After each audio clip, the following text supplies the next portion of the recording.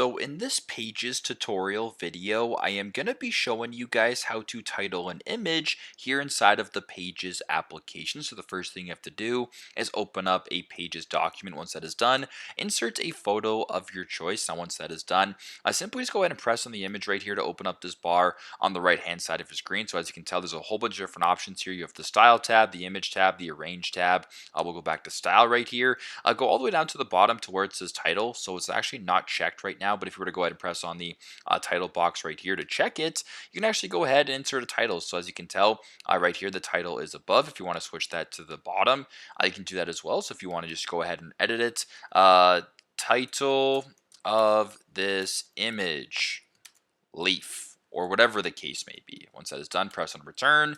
And as I mentioned before, you can move the title to the top here. Simply just going to the bottom here, press on top. And now the title, as you can tell, goes to the top of the image. So super simple, super straightforward. But this is how to title an image here inside of the Pages application. Thanks again for watching, and I hope this video helps.